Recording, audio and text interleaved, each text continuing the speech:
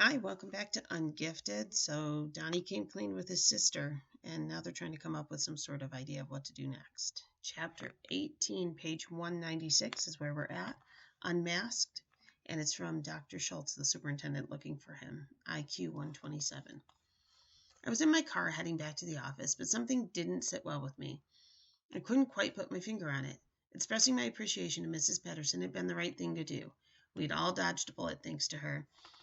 She had saved the district an enormous amount of aggravation. Irate parents, frantic phone calls, summer plans changed, complaints to the school board, and maybe even the state.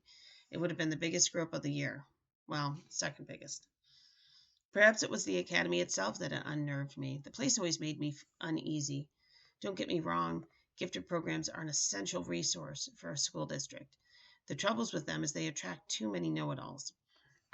I stopped at a light, frowning. Something Kyle Osborne had said, still rattling around in my head. I couldn't remember the name. Dominic, Donnelly, followed by not another one of his extended bathroom breaks. Extended bathroom breaks. That was the answer. It was common enough for an unmotivated student to kill time in the bathroom, hoping to make the days speed by, but not at the academy. There were no mediocre students there, and if one of our best and brightest had decided to squander his placement, he should step aside in favor of somebody who wouldn't waste the opportunity. As soon as I was back at my desk, I called Brian Del Rio. Maybe he could identify the missing piece. He was out of the office. "Page him, please," I said, and sat back to wait.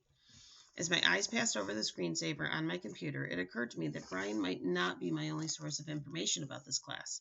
There was also Noah's YouTube channel. I winced. Eucalicious. Not the easiest name to spell, but I found it soon enough and stared in amazement.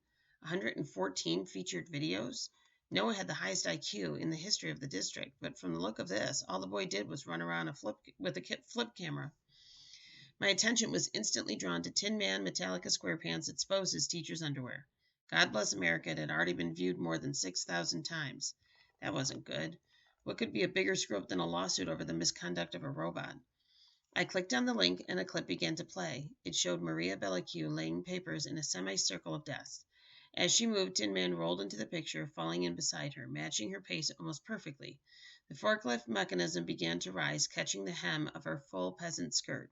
Up it went until there was more of Mrs. Bellicue on the screen than I cared to see. Judging from the giggles in the background of the video, the last person to notice this was Maria herself. When she finally did, the screech prompted my computer to warn me that my speakers were in danger. And right before the clip ended, the camera swung around and focused on the student who was operating the robot joystick controller. My blood turned to ice in my veins. It was, I had a vision of an upturned face staring wide-eyed at the wreckage of the Hardcastle gym. That nameless face was the first thing I saw every morning and the last thing I saw at night. It had starred in my wildest nightmares, taunting me, driving me crazy for weeks.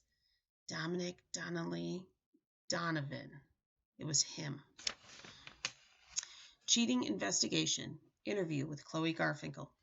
Mrs. Bellicue, I've noticed that you and Donovan are pretty good friends.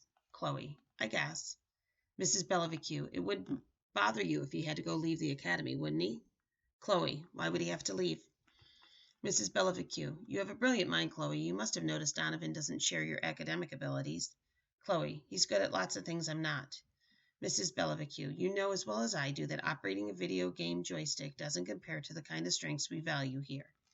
Chloe, well, maybe, but he passed the test. Mrs. Bellicue, did he? Chloe, you'd know better than I would. The scores were reported to the school, not me. Mrs. Bellicue, we're beginning to suspect that someone helped Donovan. Was it you, Chloe? Chloe, how could I possibly? You mean a hacker? That would be hard. You'd have to override the encryption of his secure internet connection from the state. Mrs. Bellicue, exactly. I see you know how it's done. Chloe, yeah, but that doesn't mean I'd do it. Not for my own mother. Mrs. Bellicue, but for your boyfriend? Chloe, Donovan is not my boyfriend. I don't have a boyfriend. Mrs. Bellicue, calm down. No one is making any accusations. Yet. Chloe, honestly, Mrs. Bellicue, we knew Donovan was in trouble with the test. We offered to help him study, but he just couldn't. It didn't work out. Mrs. Bellicue, define we. You and who else? Chloe, are you asking me to rat out my friends?